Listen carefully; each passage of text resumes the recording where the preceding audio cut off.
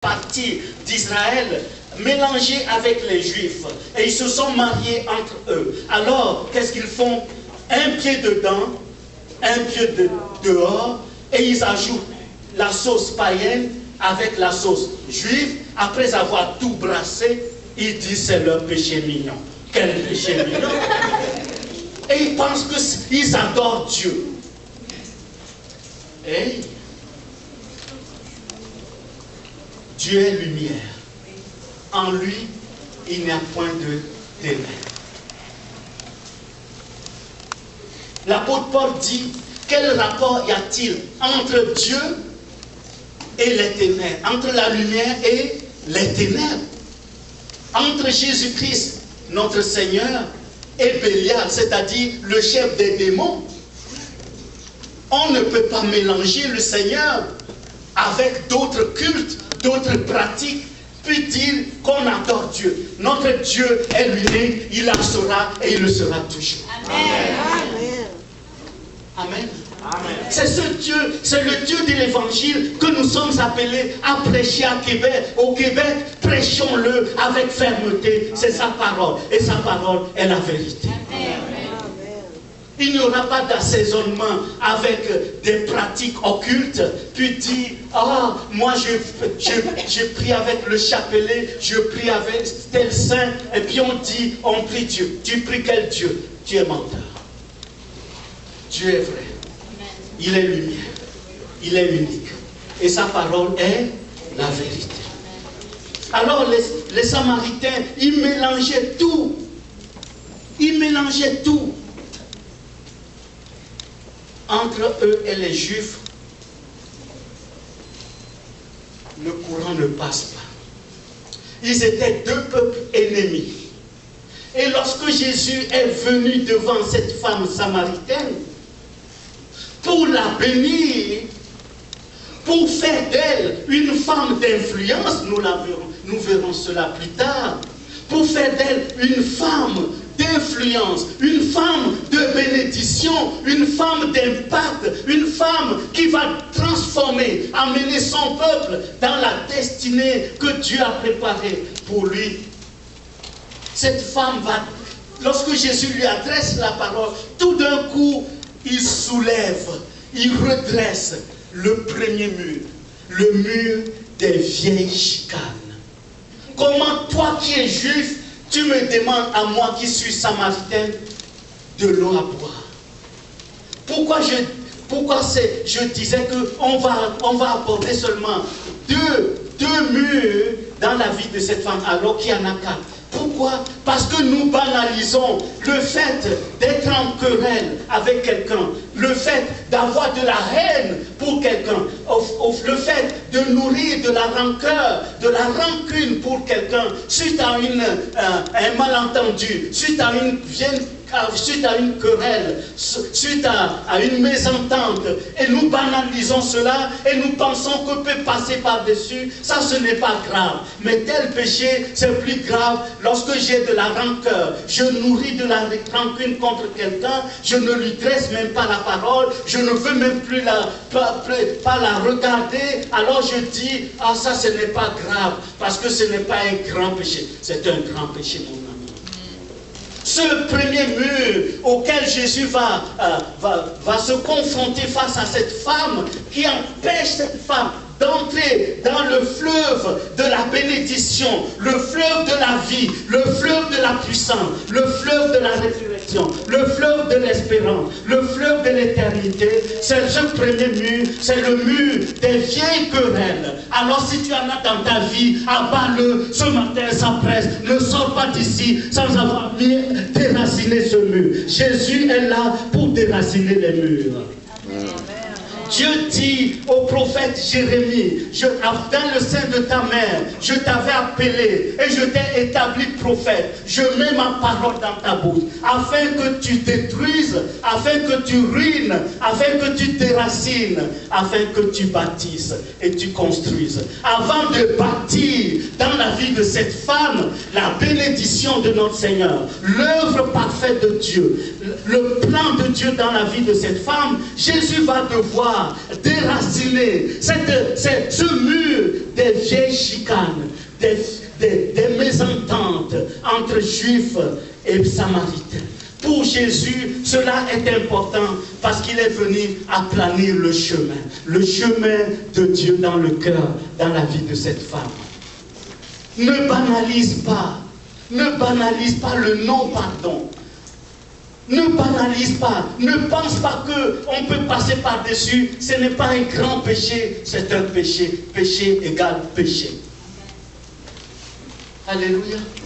C'est le premier mur que le Seigneur va abattre dans la vie de cette femme. C'est le premier mur que Jésus va déraciner, va ruiner, va détruire dans la vie de cette femme. Et lorsque nous allons voir les conséquences, vous serez étonnés. Ce n'est pas moi qui le dis, ce sont les Saintes Écritures. Ce que le Seigneur va amener cette femme à vivre, comment elle va devenir cette femme, une grande femme d'influence et de bénédiction. Cela nous émerveille. Mais pour que cela puisse se réaliser, il faut que son péché mignon devienne grand péché. Et que le grand péché soit démoli. Alléluia.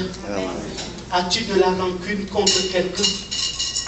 Y a-t-il de vieilles querelles entre ta famille et la famille de quelqu'un?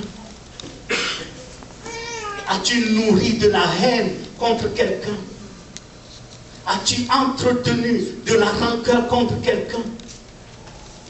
Des années, peut-être tes parents t'en ont parlé et tu en as ajouté.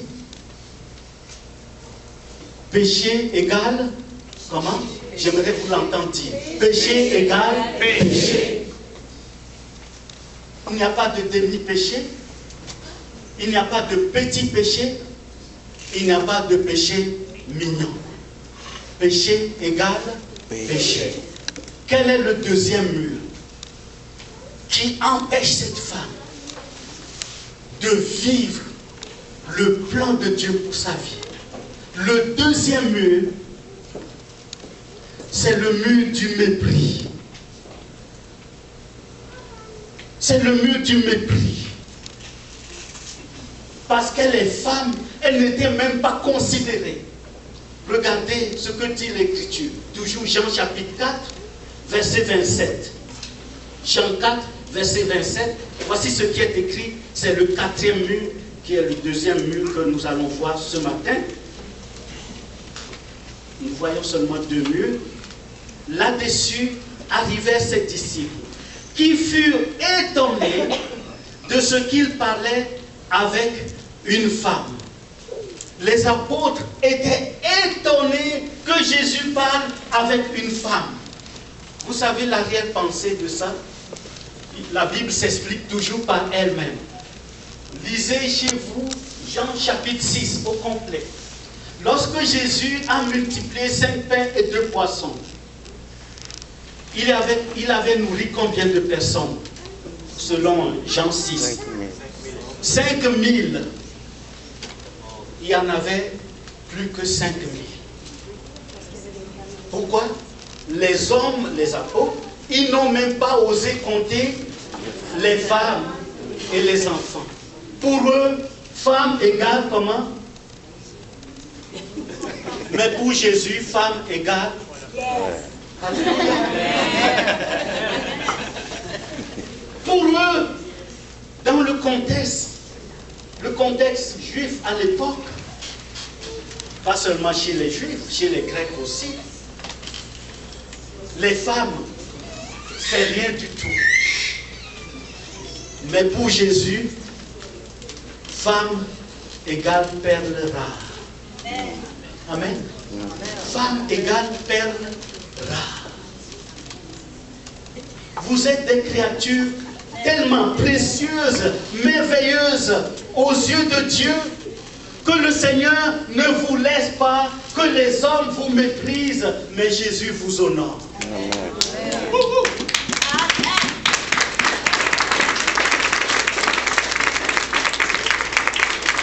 Voilà pourquoi Jésus va choisir un lieu public où tout le monde vient puiser de l'eau pour s'adresser à la femme samaritaine. Elle était méprisée parce qu'elle est femme. Les hommes, dans leur pensée, dans leur cœur, ne considèrent même pas les femmes, mais pour Jésus, cette femme a de la valeur, une valeur inestimable. Amen. Vous avez du prix aux yeux de Dieu. Ce n'est pas moi qui le dis. Lisez Ésaïe 43. Lisez Ésaïe 43, versets 1 à 5. Dites aux féministes qu'elles perdent leur temps en brandissant des pancartes, qu'elles viennent à Jésus. Jésus relève. Jésus considère ce qui est inconsidéré. Ce qui est méprisé, Jésus l'honore. Le Seigneur vous honore. Amen. Amen. Les hommes, on peut acclamer les femmes ce matin.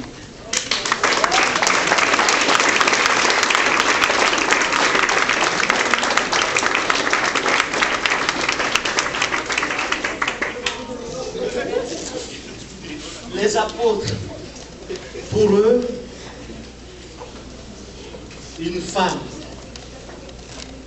Mais vous savez que le Seigneur est plein d'humour. Le Seigneur est tellement plein d'humour.